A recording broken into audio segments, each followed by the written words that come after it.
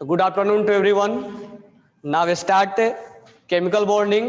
और कल हम केमिकल बॉन्डिंग में आपको क्या पढ़ा रहे थे? Lattice energy, comparison of lattice energy. Lattice energy, तो ध्यान से सुनो, लैटिस एनर्जी कैसे हम कंपेयर करेंगे। लैटिस एनर्जी स्टेप 1 में हाउ टू कंपेयर मीनिंग समझ में आ गया था कि लैटिस एनर्जी क्या होता है। How to compare lattice energy हम स्टेप 1 में पढ़ेंगे। स्टेप 1 में लैटिस एनर्जी कैसे कंपेयर किया जाए। तो केटाइन पे जो चार्ज होगा उसको हम क्या बोलेंगे? Q1। और एनायन पर जो चार्ज होगा वो हम क्या बोलेंगे? Q2। जिसको आपको वॉल्यूम में पेज नंबर 44 निकाल लेना। इसको Z+ लिखा है, ठीक है, Z+ लिखा है और ये Z- लिखा है। दोनों बात एक ही है, या Z+ बोलो या Q1 Q2 बोलो, ठीक है। तो पहला हम डिस्कशन करते हैं पोटेंशियल एनर्जी पे। तो minus K Q1 Q2 upon R होता है। R बोले तो distance, internuclear distance between cation and anion. This one is cation and this one is anion. ये केटायन है और ये एनायन है। तो R जो होगा वो रेडियस नहीं है, distance between cation and anion. यानी हम यहां पर ये भी लिख सकते हैं sum of radius of cation plus radius of anion. ये है रेडियस ऑफ केटायन और ये radius of anion. This one is called R, ठीक है। तो हमारा अब जो पहला डिस्कशन होगा स्टेप 1 में, तो हम ये बोलेंगे, क्या बोलेंगे? जिसका लैटिस एनर्जी, जिसका Q1 Q2 मोड में लेना है, Q1 Q2 का वैल्यू जिसका ज्यादा होगा उसका लैटिस एनर्जी क्या होगा? ज्यादा होगा। हमारा पहला स्टेप 1 में हम यही चेक करेंगे।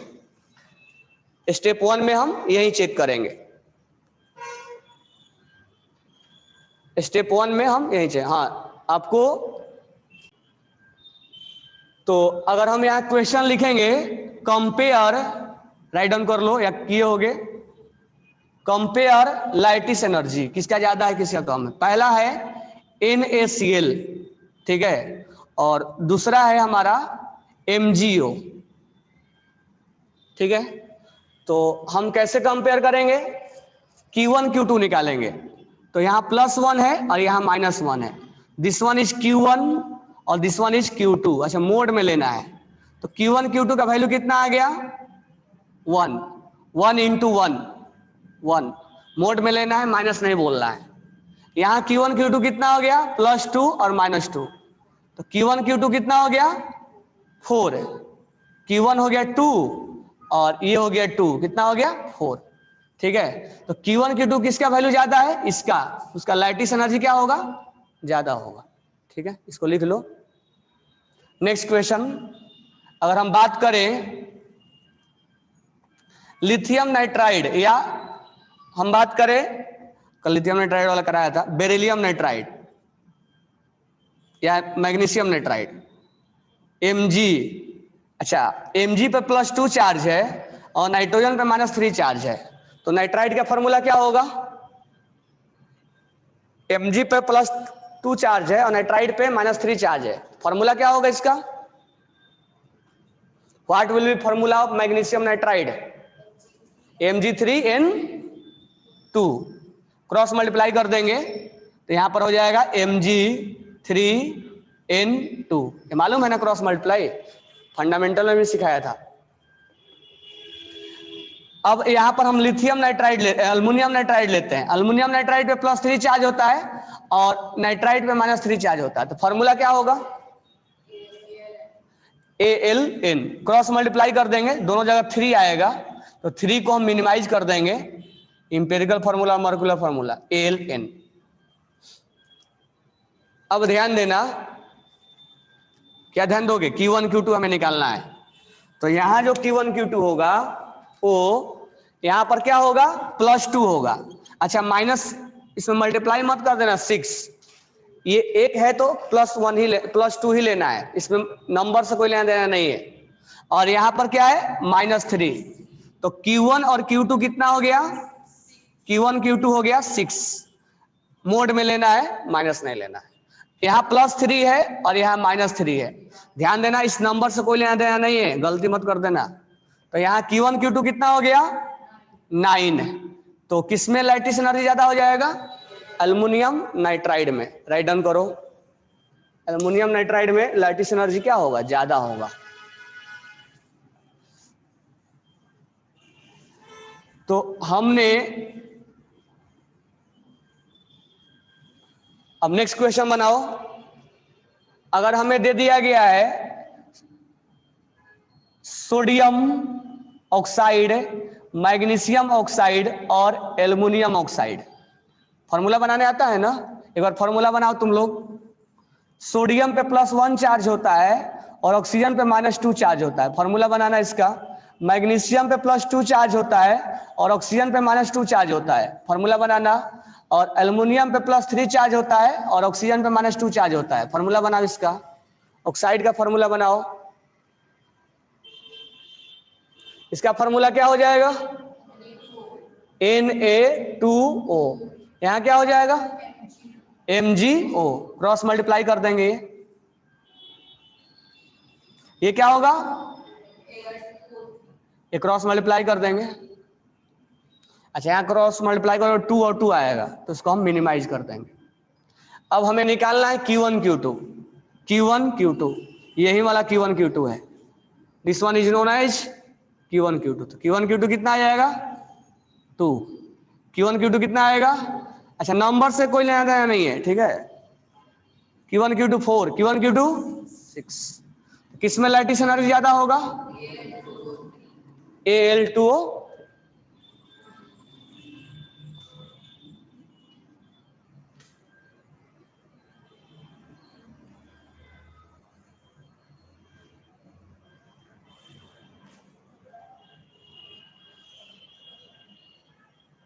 ठीक है, चलो अब स्टेप 2 में आते हैं। स्टेप 2 में हमें अगर लैटिस एनर्जी दिया जाए, स्टेप 2 में अगर हमें lattice energy, write down step 2, पहले क्वेश्चन से स्टार्ट करते हैं। अगर हमसे दिया जाए LiCl या LiF, ठीक है, NaF, KF, RBF और CSF, अब इसमें हमें लैटिस एनर्जी निकालना है। स्टेप 2 में हम पढ़ेंगे कि लैटिस एनर्जी किसमें ज्यादा है। ये अल्कली मेटल है और ये फ्लोराइड है, तो इस पे चार्ज कितना होगा +1 और इस पे चार्ज कितना होगा -1। इस पे चार्ज कितना होगा, सब पे +1 होगा, इस पे क्या होगा, तो Q1 Q2 कितना आ गया 1 × 1, Q1 Q2 कितना आ गया, Q1 Q2 कितना आ गया, Q1 Q2 कितना आ गया, Q1 Q2 कितना आ गया। अब यहां हम स्टेप 1 में हमने Q1 Q2 चेक करने के लिए बोला हमने, अब हम स्टेप 2 में जाएंगे क्योंकि Q1 Q2 से हमारा आंसर नहीं मिल पा रहा है, ठीक है। तो स्टेप 2 में कल एक हमने विजुलाइज करवाया था साइज पे, जितना स्मॉल साइज होगा उतना ही पैकिंग क्या होगा, अच्छे से होगा ना। अब इसमें देखो ये जो फ्लोरीन है वो कॉमन है, तो इसके साइज के बारे में तो हम जाएंगे नहीं ना। अब बताओ लिथियम से लेकर सीजियम तक किसका साइज बढ़ता है, साइज टॉप टू बॉटम क्या होगा, इंक्रीज होगा। अब मुझे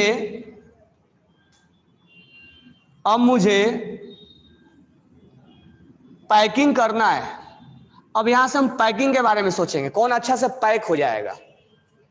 अब सोचो फ्लोरीन तो कॉमन है, ये लिथियम है, ये फ्लोरीन है, ये लिथियम है और ये फ्लोरीन है, आपको दे दिया गया लिथियम फ्लोरीन, लिथियम फ्लोरीन, ये बोला गया कि पैकिंग करो।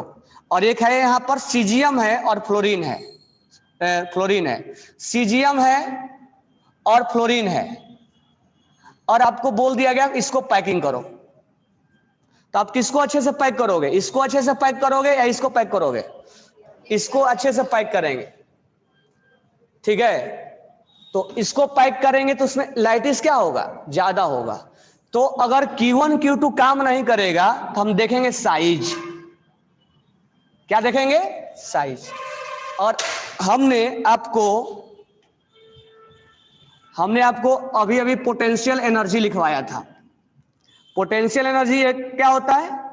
K Q1 Q2 upon R, मतलब रेडियस, सम ऑफ केटाइन और सम ऑफ एनायन। यानी ये जो है वो लाइटिस एनर्जी है मान लेते हैं, तो ये इसके डायरेक्टली प्रोपोर्शनल है। साइज जितना कम होगा उतना ही लाइटिस क्या होगा? साइज जितना कम होगा उतना ही लाइटिस क्या होगा? ज्यादा, क्योंकि दोनों एक दूसरे के क्या है? इनवर्सली प्रोपोर्शनल है। यानी lattice energy will depend upon sum of cation and radius of cation and anion. That means lattice energy will depend upon, लिख लेना, lattice energy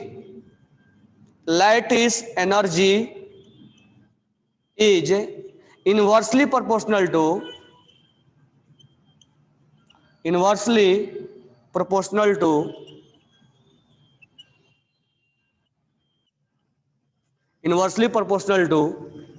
sum of cation and anion, radius of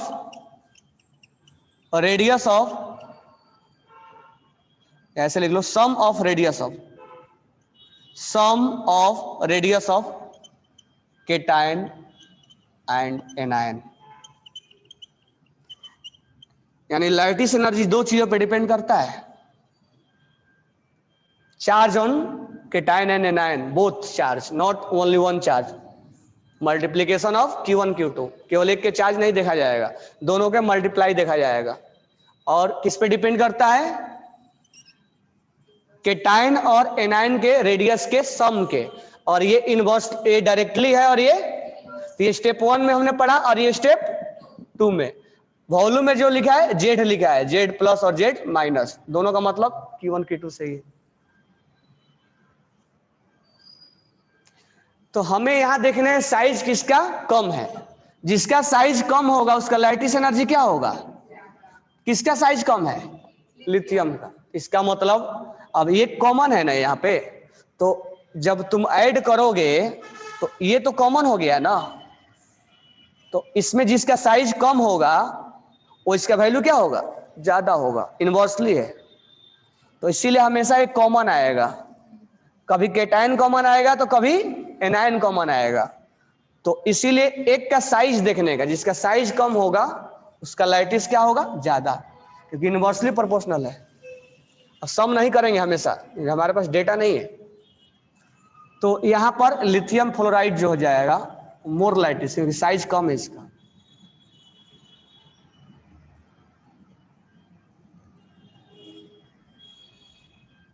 ये clear हो गया सबको? Step 1 and step 2 सबको clear हुआ?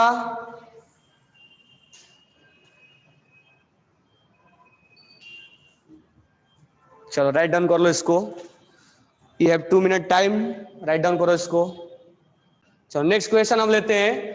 लाइटिस energy हम compare करते हैं, इसमें किसका ज्यादा होगा? Lithium fluoride. हम चार्ज देखेंगे +1 -1, +1 -1, +1 -1। तो Q1 Q2 तो समझ में आ गया कि काम नहीं करेगा। हम साइज देखेंगे। अच्छा, इसके पहले वाला क्वेश्चन में एनायन कॉमन था, यहां कौन कॉमन है? केटाइन। अब किसका साइज सबसे कम है? सबसे साइज कम किसका है? फ्लोरीन का। तो साइज जब कम है तो इसका लाइटिस क्या होगा? ज्यादा, क्योंकि साइज का इनवर्सली प्रोपोर्शनल होता है। लिख लेना इसको,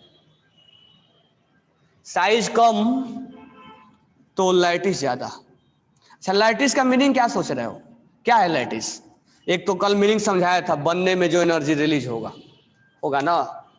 अब एक लैटिस मतलब क्या सोचोगे, ऐसे पैकिंग अच्छे से हुआ है, पैक्ड हुआ है, हार्ड होगा वो, और जितना हार्ड होगा उसका सोलबिलिटी क्या होगा, पानी में कम होगा।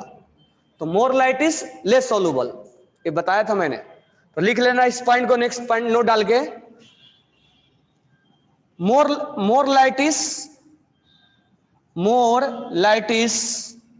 लाइटिस मतलब पैकिंग, अच्छे से पैक हो गया है, हार्ड हो गया है। मोर लाइटिस एनर्जी, लेस सोलबिलिटी। और एक चीज मैंने और बताया था सोलबिलिटी में, क्या बताया था, lattice energy is greater than hydration energy, then insoluble. अब आयरन रॉड को डाल दो पानी में, क्या डिजोल्व होगा? नहीं, क्योंकि उसका लाइटिस ज्यादा है। अगर hydration energy greater than and equal to lattice, then soluble.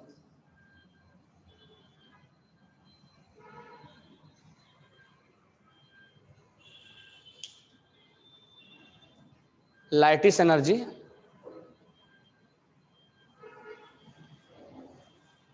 ये क्लियर हो गया सबको, लाइटिस एनर्जी। चलो नेक्स्ट क्वेश्चन लिखो, lattice energy of sodium chloride is, right down next point question, lattice energy of sodium chloride is, lattice energy of sodium chloride is, next question लिखो सारे।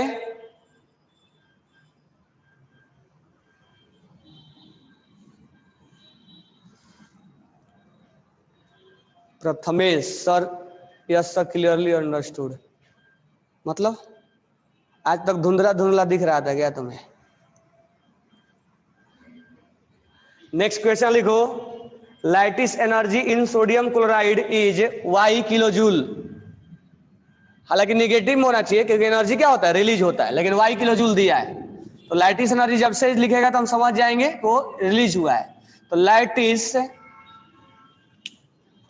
ऐसे लिखना, lattice energy in sodium chloride NaCl is Y kilo joule. आगे लिखना, assuming the same inter ionic distance, assuming the same inter ionic distance, inter ionic distance, assuming the same interionic distance, what will be lattice energy of magnesium sulfide? What will be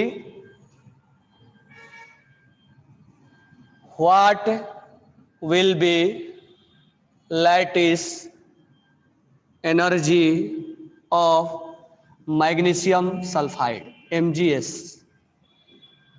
अब देखो, लाइटिस energy किस पे depend करता है? Q1 Q2 पर। और किस पे डिपेंड करता है? R पे, इनवर्सली प्रोपोर्शनल है। यहां क्वेश्चन में ये लिखने का मतलब ये बोल दिया है कि इसमें केटाइन और एनाइन का जो रेडियस लोगे, ठीक है, हम इसको मैथ की तरह बनाते हैं पहले।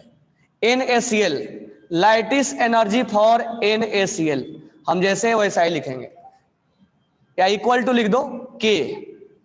Q1 Q2 का वैल्यू कितना है NaCl में? Q1 इज 1 और Q2 इज 1, और रेडियस दोनों का सम R मान लेते हैं, RNa प्लस और RCl माइनस, यही होगा ना। और ये वैल्यू कितना दिया हुआ है? Y। अब हम एक दूसरा लेते हैं या डिवाइड कर देते हैं डायरेक्ट। लाइटिस एनर्जी किसका निकालना है? MgS का, इक्वल टू K। हम डिवाइड कर रहे हैं दोनों को, इक्वेशन मालूम है ना मैथ की तरह, दोनों इक्वेशन। Q1 कितना होगा यहाँ पे, और Q2 कितना होगा? 2। Divide by sum of Mg plus 2 plus sum of, ठीक है, ये निकालना है। अच्छा, क्वेश्चन में दिया हुआ है कि दोनों का इंटरन्यूक्लियर डिस्टेंस यानी ये वाला और इसका सम क्या मानना है, इक्वल। तो जब इक्वल मानेंगे तो ये पार्ट और ये पार्ट क्या हो जाएगा, कैंसिल। अब यहां पर क्या है, y है, तो लिखेंगे y अपॉन यहां क्या है, लैटिस एनर्जी, और यह क्या है, mgs का है, और यहां k से क्या क्या हो जाएगा, अब क्या बचेगा 1/4।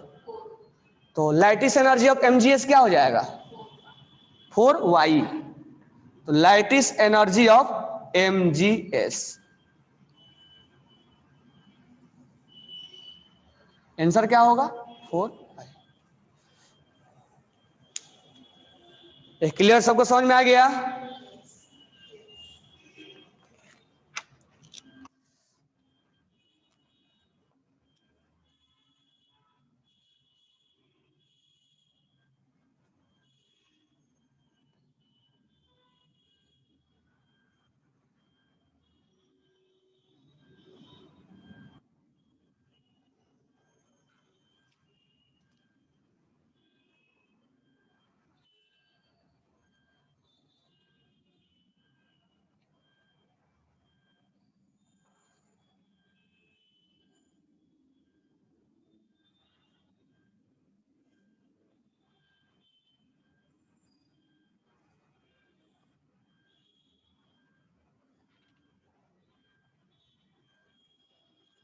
चलो पेज नंबर निकालो 85, अपने वॉल्यूम के पेज नंबर निकालो 85। 85 पर क्वेश्चन नंबर 65 पढ़ो।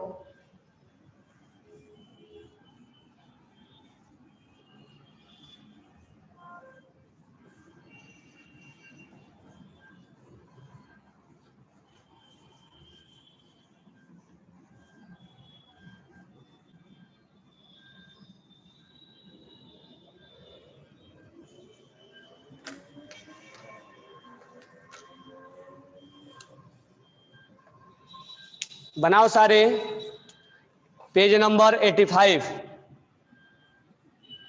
क्वेश्चन नंबर 65, इसको रीड करो और बनाओ, इसको बिना देखे सॉल्यूशन को बनाओ।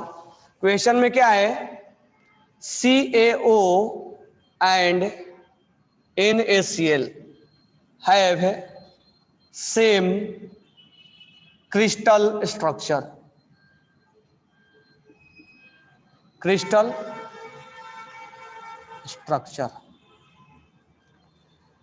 and approximately the same ionic radius, यहां भी बोला है कि रेडियस दोनों का सेम मानना है, and approximately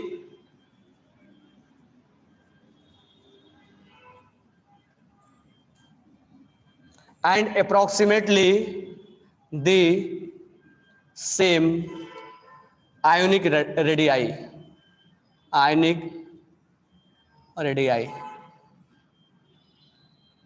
मतलब रेडियस दोनों का सेम मानना है। इसका मतलब रेडियस वाला पार्ट क्या हो जाएगा, कैंसिल आउट हो जाएगा।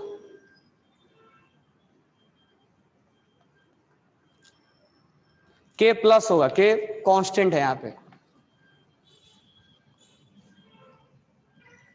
If U is the lattice energy of NaCl, then lattice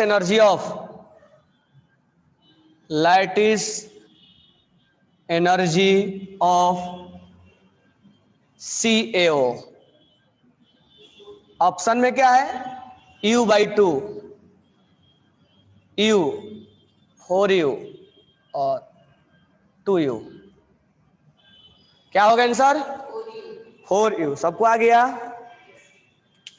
correct answer is 4U। ठीक है, लेवल 3 का क्वेश्चन है, आंसर इज 4U।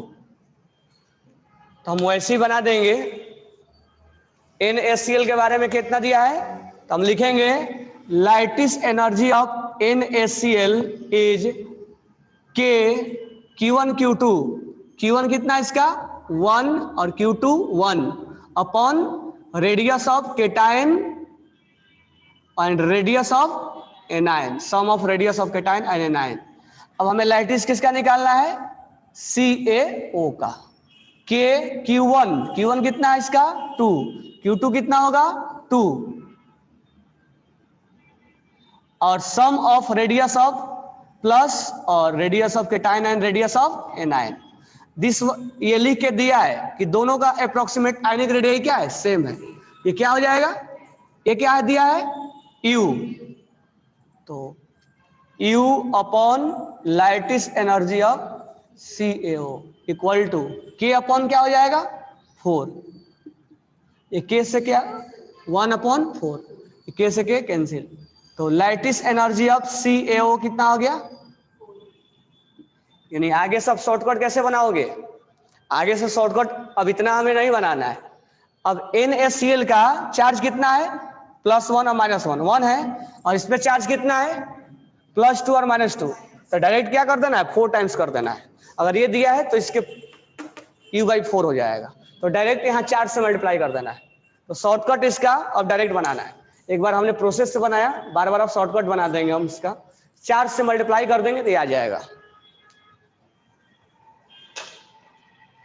ठीक है, अब हेडिंग डालो characteristics of ionic bond, characteristics of ionic bond,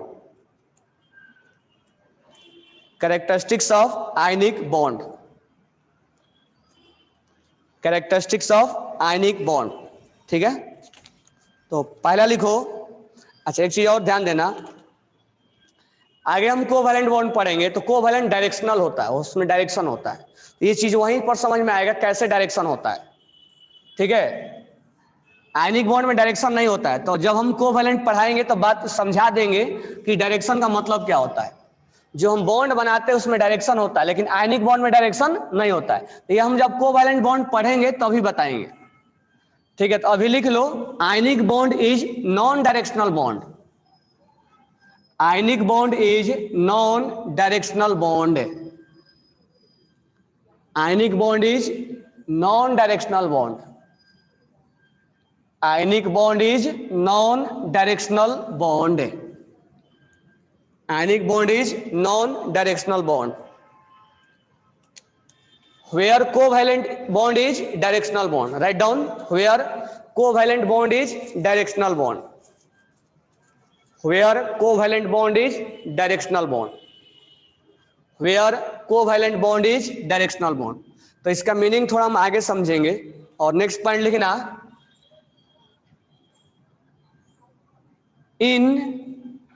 ऐसे लिखना due to non-directional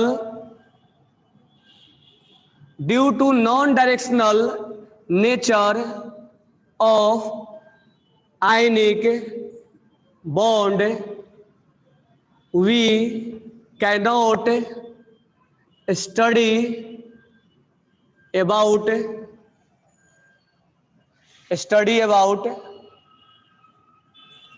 space isomerism, space isomerism.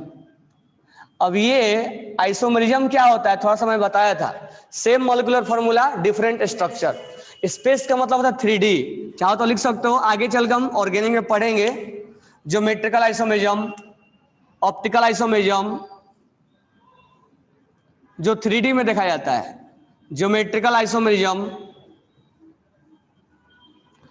Optical isomerism, optical isomerism. तो ध्यान रखना ये नॉन डायरेक्शनल होने की वजह से हम इनके बारे में बात आयनिक के लिए नहीं किया करते हैं, इस चीज को हम आगे समझ लेंगे। लेकिन वही सब कोवैलेंट में होता है, कोवैलेंट में हम स्पेस आइसोमेरिज्म का स्टडी करते हैं, आयनिक में नहीं करते हैं। तो due to non directional nature of ionic bond we can not study about space isomerism.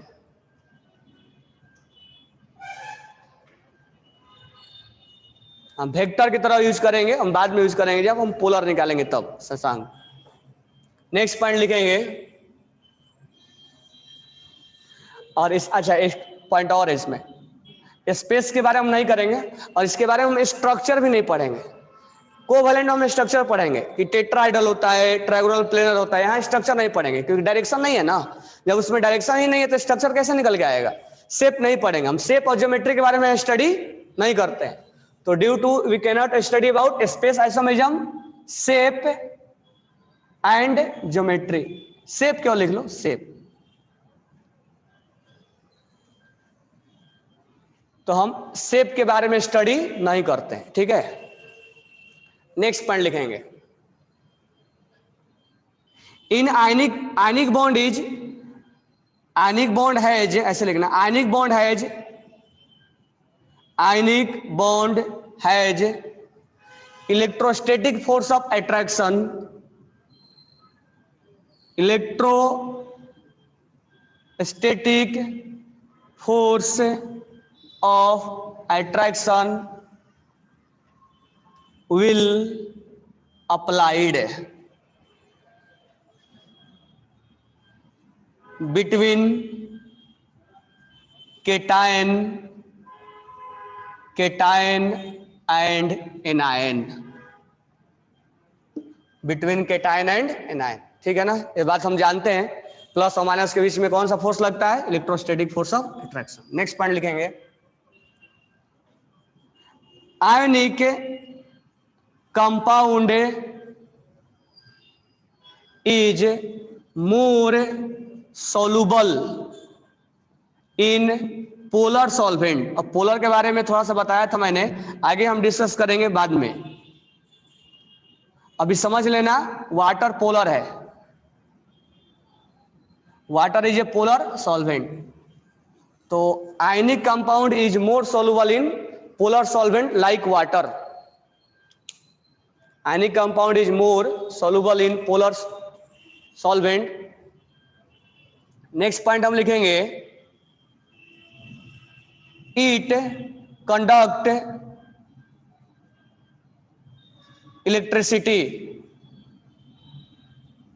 In aqueous phase, aqueous या फ्यूज्ड या molten state, molten state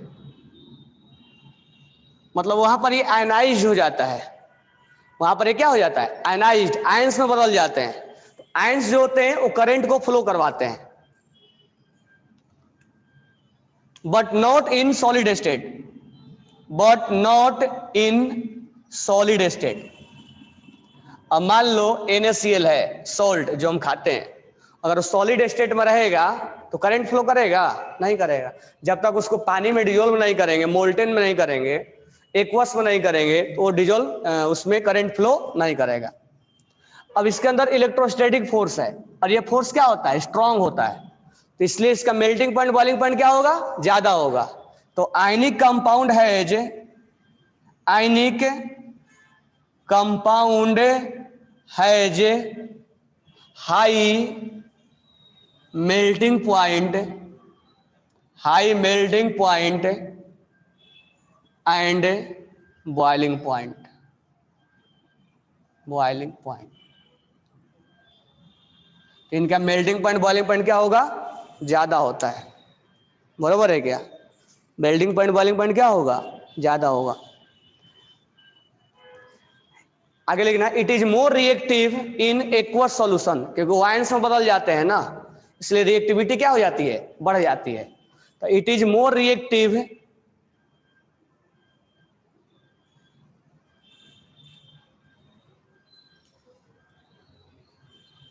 it is more reactive, it is more reactive in aqueous solution, in aqueous solution, it is more reactive in aqueous solution।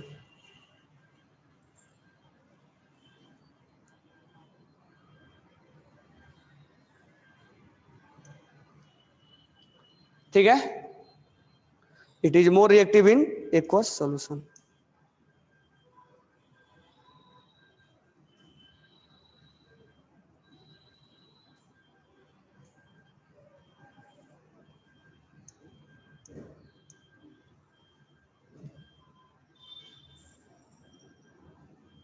ठीक है ना, it is more reactive in aqueous solution.